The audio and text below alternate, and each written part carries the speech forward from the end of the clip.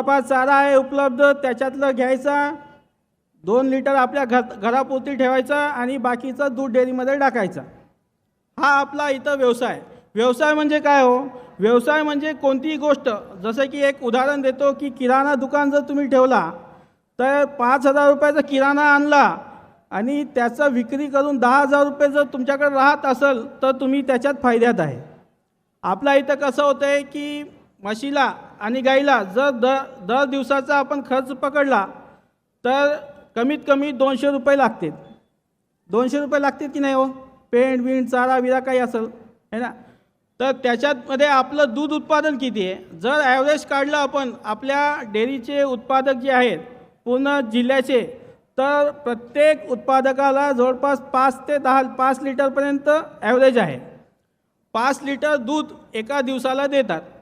तर याच्यात खर्च भागेल का हो? दुधाला रेट किती? 30 रुपये, 40 रुपये, 50 रुपये. 5 लिटरचं किती? 250 रुपये. तुम्ही खर्च किती करायले? 200 रुपये. उरायले काय? काहीच नाही. तर ह्या सगळ्या गोष्टी आपण कसं करू शकतो याच्यामध्ये वेगवेगळे आहेत है ना. की चारा व्यवस्थापन कसं करणे, बाकी रोग उपचार पद्धती कशी आहे त्याच्याबद्दल बोलणं आहे. तर आता सगळ्यात महत्त्वाचा जे फीडिंगनंतर शेतकऱ्यांना भेडसावतो तो आहे जनावरांचे आजार है ना. की जे जास्त दूध देणाऱ्या आपल्या गायी आहेत त्यांना दर महिन्याला एखादा डॉक्टर आपल्याला बोलवावा लागतो. दर महिन्याला एखादा डॉक्टर बोलवावा लागतो. डॉक्टर एकदा आले की त्यांना 1,000 रुपये 1,500 रुपये एका दिवसाचा खर्च लागतो.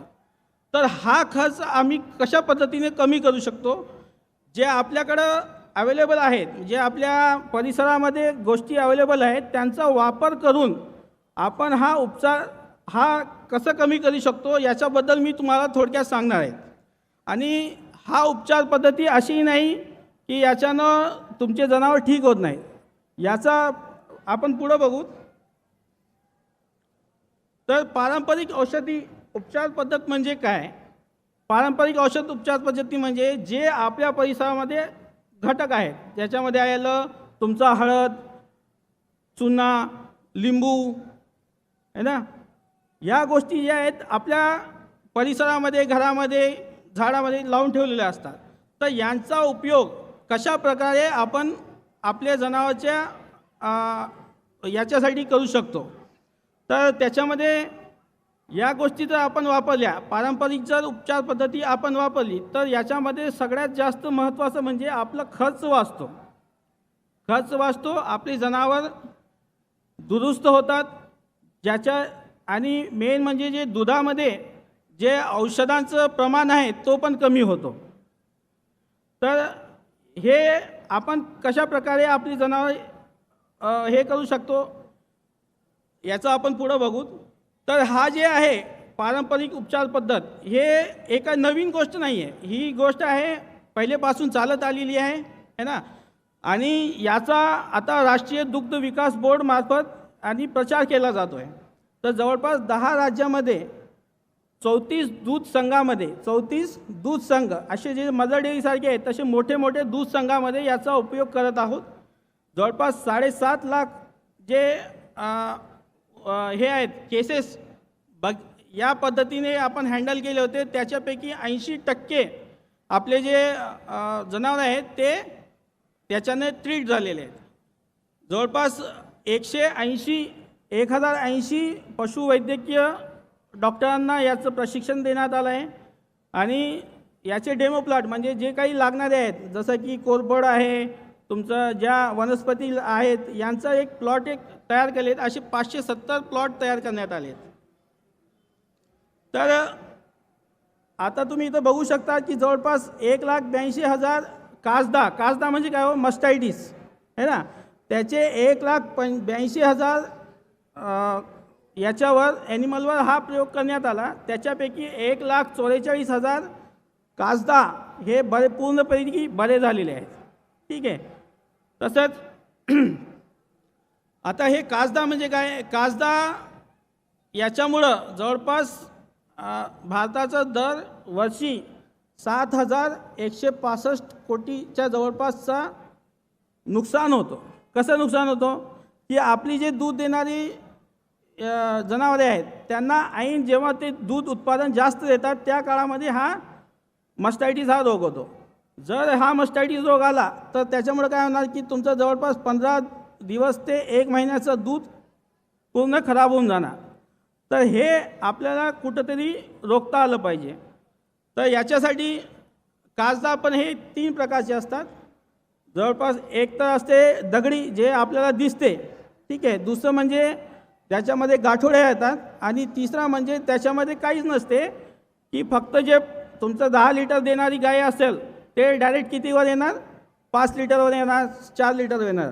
आता मी बऱ्याच शेतकऱ्यांकडून ऐकलं की साहेब आमची जी गाय होती ती मागच्या वेतामध्ये 10 लिटर देत होती, पण या वेतामध्ये ती 5 लिटरच द्यायली. खाणं जे पूर्वी देत होतो तेच देत आहे, पण आता ती दूध जे उत्पादन क्षमता आहे ती कमी झाली. तर त्याचं एक कारण असू शकते हे सब क्लिनिकल मस्टायटिस, ठीक आहे. तर याचं आपण जास्त वेळ घेत नाही. मी तुम्हाला कशा प्रकारे या गोष्टींचा आपण वापर करू शकतो हे तुम्हाला सांगायचं आहे. जर तुम्ही याचा एक थोडा आपण कसं एक अर्थतज्ञ बघून घेऊ.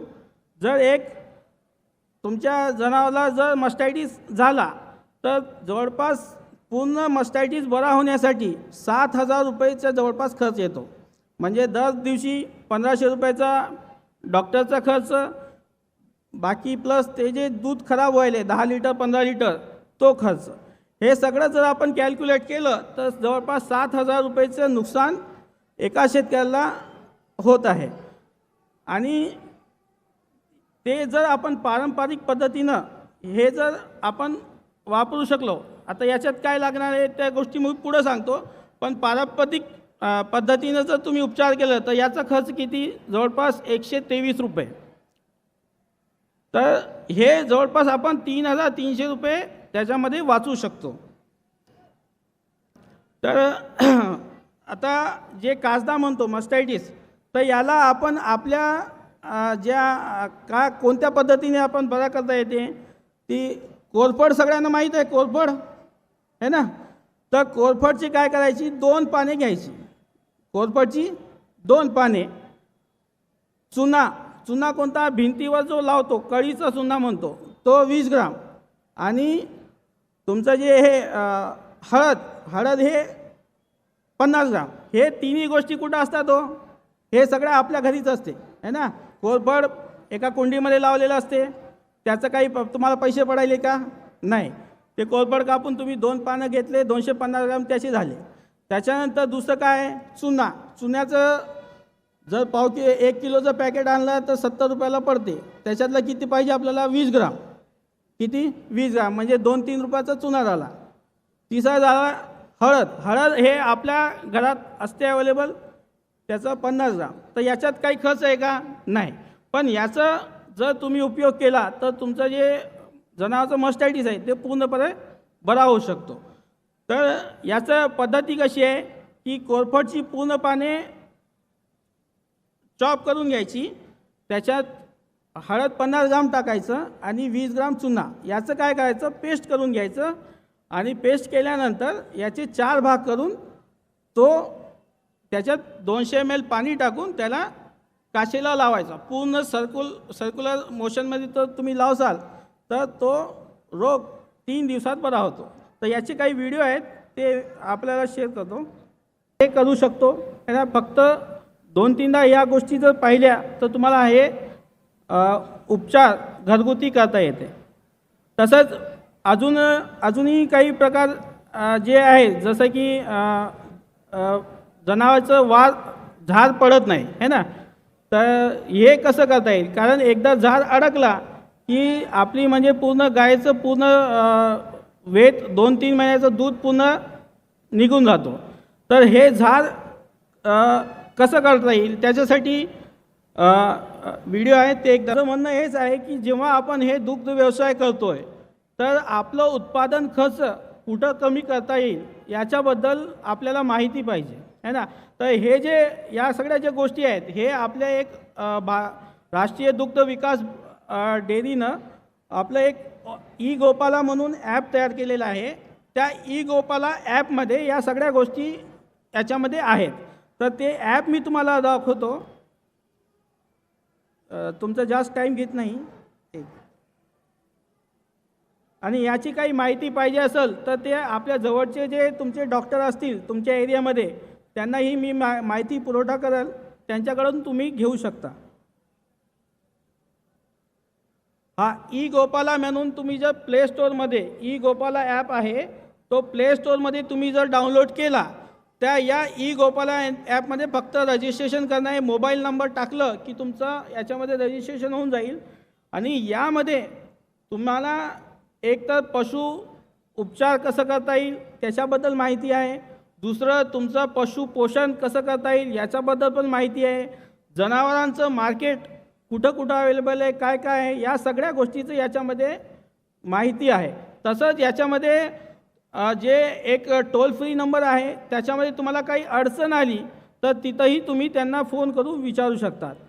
तर या पद्धतीनं जर तुम्हाला दूध व्यवसाय करायचाच असेल तर तुम्ही या गोष्टी जर अंमलात आणल्या तर तुमचे काही 2 पैसे वाचू शकतात.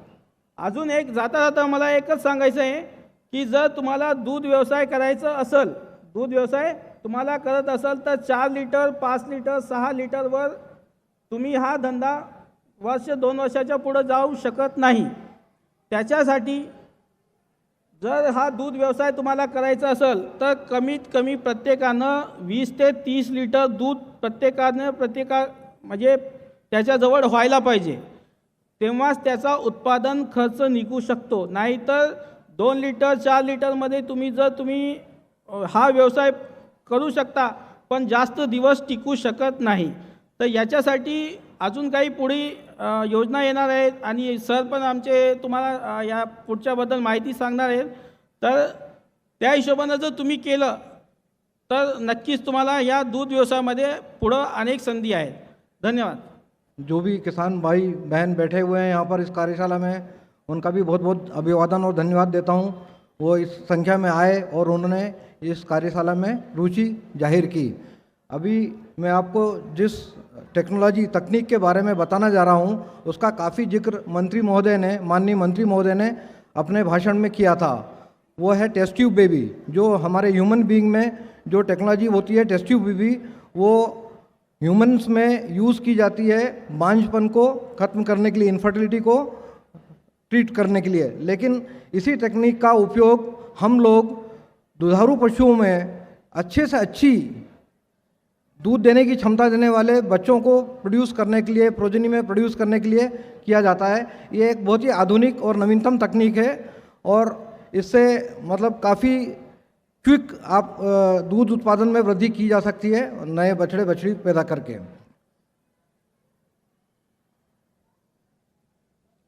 इसके लिए सबसे बहुत ज़रूरी जो है, ये तकनीक बहुत कॉस्टली है. अभी इसका जो मूल्य है, जो किसानों को जिस रेट पे अवेलेबल होती है 21,000 रुपये पर प्रेगनेंसी, जो गवर्नमेंट की स्कीम है, उसको कम करने के लिए बहुत सारे प्रयास किए जा रहे हैं और जल्दी ही ये अफोर्डेबल रेट पे किसान भाइयों को मिलने की उम्मीद है हम लोगों को. और इसमें राष्ट्रीय डेयरी विकास बोर्ड भी काफ़ी अनुसंधान कर रहा है इस टेक्नोलॉजी को कैसे हम कम कर सकें. लेकिन इस टेक्नोलॉजी का सबसे बड़ा फ़ायदा तभी होगा किसान भाइयों को जब हम जो इस टेक्नोलॉजी को यूज़ करके जो मल्टीप्लाई करने के लिए, जो नई प्रोजेनी बनाने के लिए जो हम एनिमल्स आइडेंटिफाई करते हैं, पशु जो मादा पशु और नर पशु का जो आइडेंटिफिकेशन किया जाता है वो बहुत इंपॉर्टेंट होता है. वही इसका पूरा बेस है. अगर इस टेक्नोलॉजी को हमको बहुत इफ़ेक्टिवली यूज़ करना है तो हमें बहुत ज़्यादा ज़रूरी है कि हम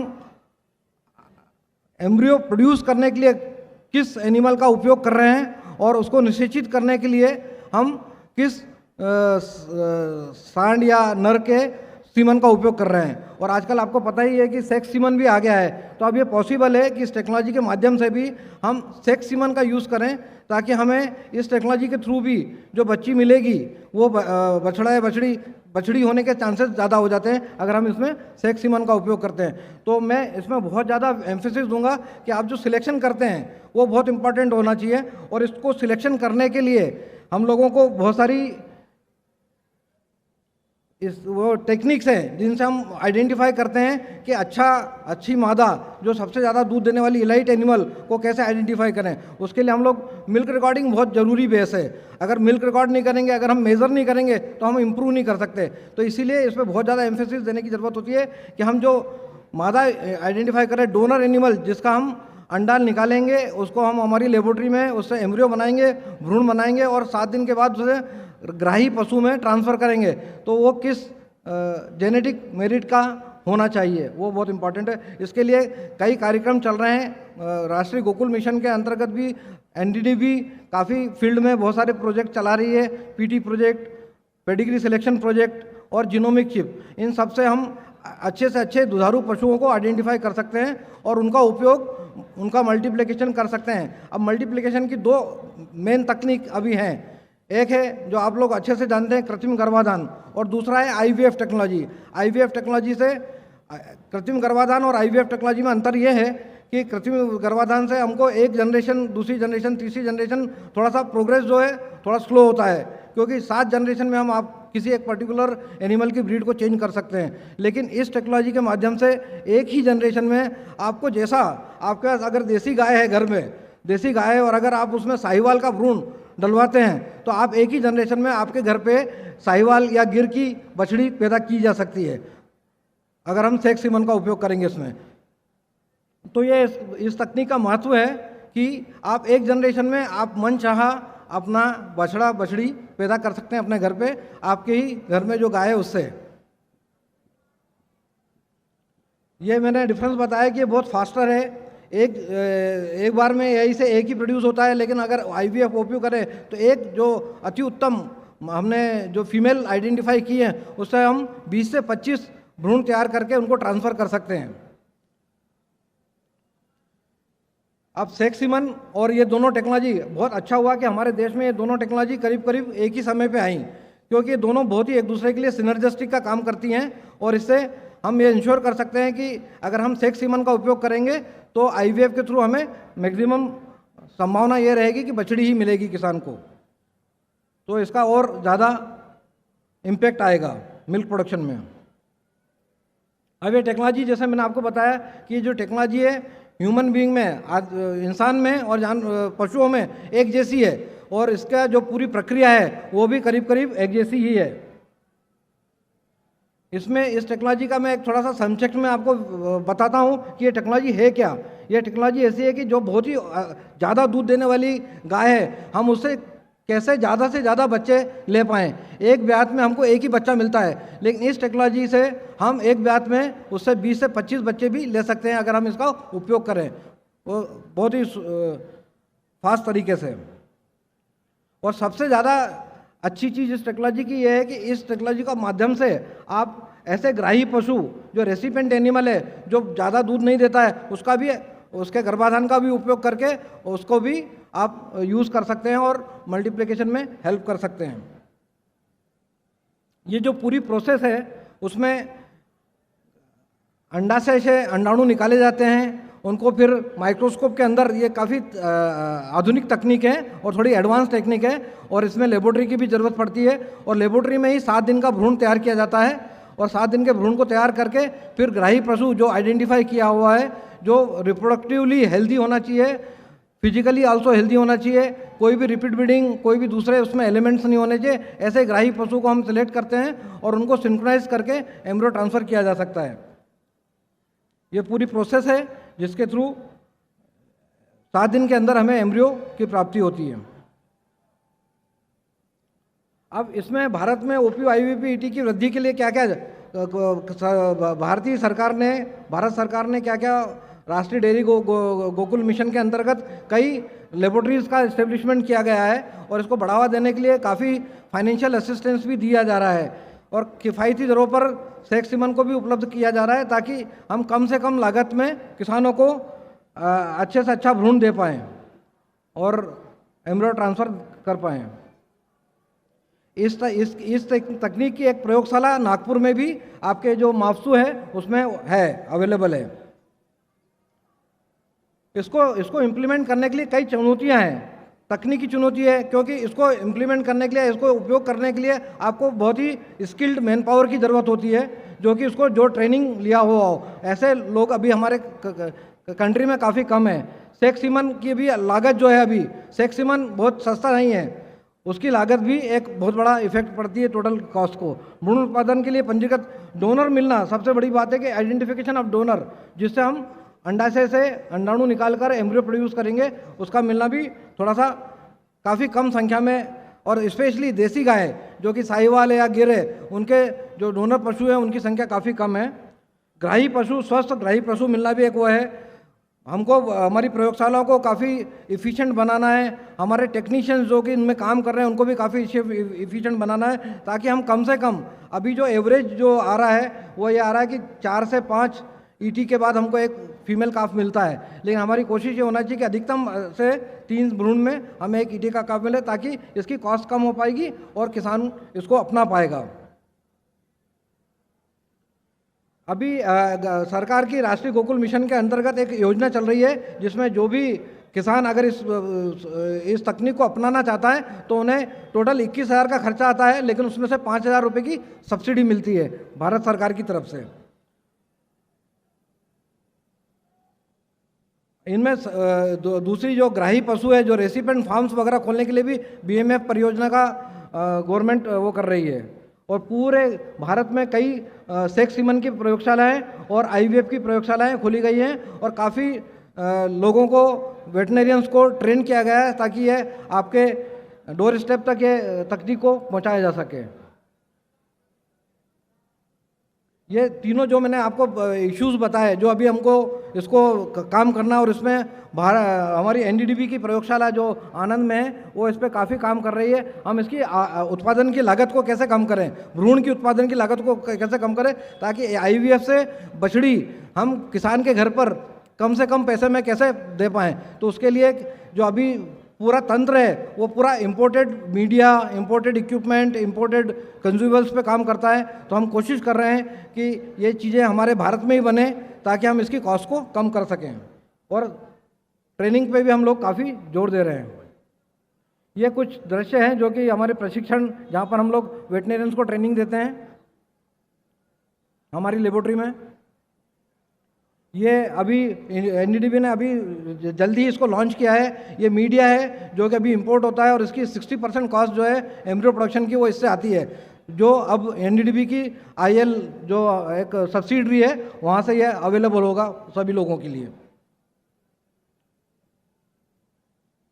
तो इस तकनीक को हम अपनाने के लिए हमको क्या करना पड़ेगा, हमें चाहिए अच्छे से अच्छे डोनर पशु जिनको हम लोग मल्टीप्लाई कर सकें, हमें चाहिए अच्छे से अच्छे ग्राही पशु जिनमें हम ट्रांसफ़र कर सकें, और किसान को सस्ते से सस्ते दाम पर हम लोग बच्चा आईवीएफ के थ्रू दिया जा सके। धन्यवाद बहुत बहुत। पश्चात एनडीडीबी विदर्भ और मराठवाड़ा रीजन के लिए आने वाले दिनों में क्या क्या इनिशिएटिव्स लेने वाली है, इसके बारे में senior general manager NDDB doctor V Sridhar आपको संबोधित। माननीय दिवेश सर, मेरे colleague doctor Sanjay Gurani, senior general manager, doctor Waseem, यहाँ पे उपस्थित सारे महानुभाव और मेरे प्यारे किसान भाई और बहनों, 2 बज चुका है, हम सब लोग भूखे हैं, सुबह 4 बजे निकले थे। मैं सब जानता हूँ, इसलिए मेरा जो टॉक है मैं उसको 5 मिनट में ख़त्म करूँगा। पहले ये जो है कि जो हमारा विदर्भ मराठवाड़ा प्रोजेक्ट है, इसमें पिछले 5-6 साल में थोड़ा रफ्तार आया है। ये सब इसलिए हुआ है कि माननीय गडकरी सर का प्रोत्साहन रहा, दिवेश साहब का प्रोत्साहन रहा, डॉक्टर भलेराव साहब, बोरटकर साहब, सारे जो हमारे माननीय कुलगुरु नितिन पाटिल साहब हैं, PDKVA के वाइस चांसलर थे, सारे यहाँ पे जो सारे सीनियर्स हैं, इनका सारा प्रोत्साहन रहा। अब हमारे सारे जो किसान भाई बहन हैं, इनका प्रोत्साहन रहा। पहले जो हमारे पास 2016 में प्रोजेक्ट चालू हुआ था, तो करीबन 200 लीटर भी दूध नहीं था। आज के तारीख में 5 लाख लीटर दूध है, यहाँ पे संकलन होता है। 3000 गांव में हमारे मदर डेयरी का फुटप्रिंट है, और आगे जो हमारा प्लान है, प्लान ऐसा है कि हम 7000 गांव में पहुँच जाएं और 10 लाख लीटर दूध का संकलन करें। इसका कैसे करेंगे हम, प्लान ऐसा है, मैं आपको 5 मिनट में संक्षिप्त में बताऊंगा कि जो टेक्नोलॉजी है, टेक्नोलॉजी का माध्यम, टेक्नोलॉजी का उपयोग करेंगे हम। इसमें जो हमारा जो फॉरवर्ड लिंकेज है, फॉरवर्ड लिंकेज में हमारा जो दूध संकलन का मेथड है, इसमें पूरा डिजिटलाइजेशन है, इसमें कोई हमारा मैनुअल इंटरवेंशन नहीं है। तो दूध का फैट हो, SNF हो, सारे इसका पकड़ होता है, जो सीधा पकड़ होके इसका सीधा ट्रांसमिट हो जाता है अपने डेटाबेस में और इसके मुताबिक दूध का पेमेंट होता है और डायरेक्ट आपके अकाउंट में होता है। दूसरी बात यह है कि हमारा जो market linkage, if you want to, हम ये सोचते हैं कि आपको जो दूध का संकलन जो होता है, इसका जो ट्रांसपोर्ट भी है, ये पूरा शीतकरण यानी कि विद कोल्ड चेन हम इसको ट्रांसपोर्ट करते हैं। इसके बाद हम ये भी प्लानिंग कर रहे हैं कि फार्मर के पास से सिर्फ दूध का ही हम संकलन ना करें, उसको सपोर्ट भी दें। आप सब जानते हैं कि वर्धा में हमने सुचारा फॉडर FPO चालू किया है। हमारे जो वहाँ पे 800 के आसपास किसान हमारे साथ जुड़े हुए हैं और ये लोग मूर घास का उत्पादन करते हैं और हमारा प्लान ये है कि मूर घास का ज़्यादा से ज़्यादा प्रमोशन हो हमारे प्रोजेक्ट एरिया में। और अभी हम अपने जो एक नेशनल पोर्टल का प्लानिंग कर रहे हैं, जिसमें पूरा मूर घास का वितरण, संकलन और वितरण यानी कि कलेक्शन एंड डिस्ट्रीब्यूशन होगा अक्रॉस महाराष्ट्र। ये हमारा प्लान है ताकि हमारा सुचारा FPO हो। बाकी भी जो हमारे किसान भाई हैं जो मूर घास का उत्पादन करना चाहें, इसको हम सपोर्ट करने का प्लान कर रहे हैं। इसके अलावा जो प्रोडक्टिविटी अनाउंसमेंट है, यानी कि जो गाय या भैंस का जो दूध का देने की क्षमता है, उसको बढ़ावा देने के लिए गोरानी सर ने अभी IVF-ET की बात करी। हमने ये भी प्लान किया है कि कैटल फीड का एक यहाँ पे जो सप्लाई है उसको हम बढ़ावा देंगे, मुर्गास का सप्लाई का बढ़ावा देंगे। इसके अलावा चारा बीज का जो है उत्पादन करवाएं और उसका भी वितरण का प्लानिंग करें। अभी हमारे जो कलीग्स हैं ये गए थे, राजकोट गए थे। वहाँ पे जो एक एनिमल हेल्थ का एक सिस्टम है, यानी कि जो एनिमल हेल्थ के एम्बुलेंस हो, इसका एक सिस्टम है, इसका पढ़ाई, इसका एक वो इवैल्यूएशन करके आए हैं। हमारा सोच ये है कि जल्द से जल्द यहाँ पे हमारा विदर्भ और मराठवाड़ा के जो ज़िले हैं, इसमें हम एनिमल हेल्थ का सर्विसेज का चालू कराने का प्लान कर रहे हैं। अब ये हमारा जो AI सर्विसेज है, हमारा जो राष्ट्रीय डेयरी विकास बोर्ड है, इसका जो अनुषंगी संस्था है नेशनल डेयरी सर्विसेज, इनके थ्रू हम AI का सर्विसेज करवा रहे हैं। सेक्स सॉलिड सीमेन का हम सप्लाई करवाने का ऑलरेडी चालू कर चुके हैं। इसको हम और भी बेहतरीन उपाय करके इसको और भी इंटेंसिफिकेशन करेंगे और सेक्स सॉलिड सीमेन का सप्लाई आपके डोर स्टेप तक प्लानिंग है। इसके अलावा जो हमारा जो महाराष्ट्र सरकार है, इसके थ्रू ऑलरेडी प्लानिंग हो चुका है कि phase 2 of Vidarbha Marathwada project आएगा। इसके तहत बहुत सारे जो फिल्म में भी दिखाया गया कि अच्छे गुणवत्ता जानवर का वाटअप किया जाएगा। इसके तहत हम एनिमल हेल्थ सर्विसेज करेंगे, एक्टोपैरासाइट इरेडिकेशन कैंप्स करेंगे और बहुत सारे प्लानिंग है। मैं अभी मेरा टॉक यहीं पे समाप्त करता हूं और मैं आई एम वेरी श्योर, मेरा ये एक विश्वास है कि अगले साल आपके सामने बहुत सारे और भी प्रोजेक्ट्स लेके हम सामने आएंगे और हमारे किसान भाइयों के फ़ायदे के लिए हम काम करेंगे। थैंक यू, धन्यवाद।